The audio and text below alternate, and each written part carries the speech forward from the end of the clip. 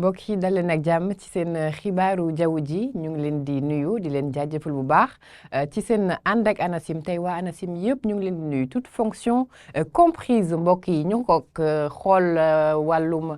temps fort bi maanaam li gën a fës ci xibaar yi tey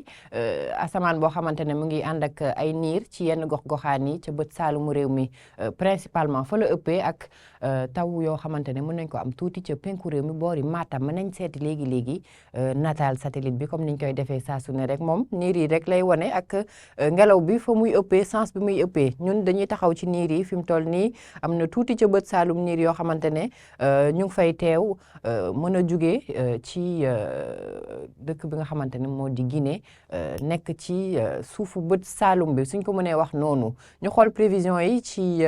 guddik tey jile naka la nar a demee gis ngeen niir yi gën a fatt rek ba ca bët saalumu réew mi comme ni ma ko waxee léegi Guinée mi ngi taw ba tey donc ñoom daf leen di wisal taw boobu noonu mën a intéressé fu mel ni Kédougou Kolda Sédhiou ak Ziguinchor bu ñu demee ba penku réew mi Kaffrine Tambacounda fu mel ni Bakel wala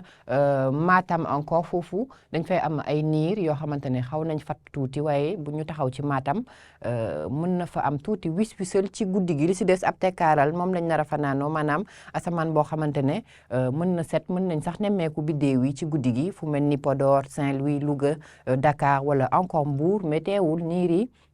yu oyof nag mënuñu séentuwuñ ci ay taw daal du niir yoo xamante ne fas yéene nañ wàccee taw ci gox yooyu lee mbokk yi ñu jàll ci digg bëccëg bi xool naka la ñu nar a yendoo gis ngeen ko jant bu fës ñu nar ko am ci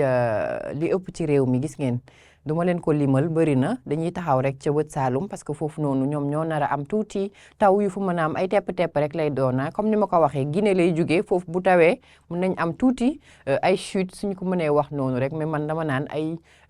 def dañuy wisal seen taw bi des foofu noonu ñu taxawaat ci jant bi dafa tàng bu baax ñi nekk ci chantier yi wala ñiy liggéey ci biti ngeen mën di jéem a di hydraté wu ngeen mar wala ngeen ñàkk mar rek il faut boire beaucoup d'eau ndox mi c'est très très important ak muur bopp yi casquette wala chapeau ñi ci nekk chantier yi surtout saa yu ma leen rombee rek sama xel dafay dem bu baax ci ñoom parce que chantier mënoo liggéey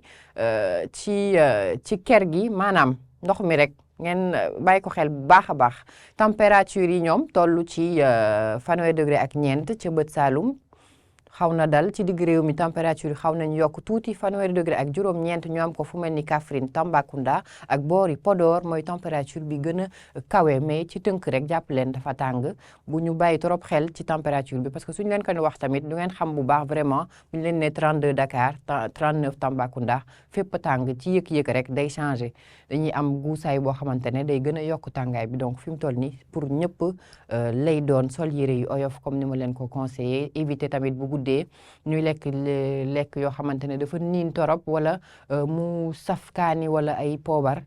daf ñuy gën a sonal dafa tàng donc day gën a yokk tàngaay bi mu ngoog mbokk yi ñu yemale ko fii mun ngeen wéy di topp suñu xarala yu yees yi comme niñ leen koy waxee saa su ne rek fu ngeen mënti nekk ci Sénégal di ngeen am seen météo ñu wax leen alerte yi ndax da ngeen di war a moytu lu ci mënti am rek lu soxal wàllu météo dinañ leen ko wax ak chaîne WhatsApp bi fi mu toll nii tamit ñu ngi ciy dugal lépp gis nañ ni que ñu ngi koy topp donc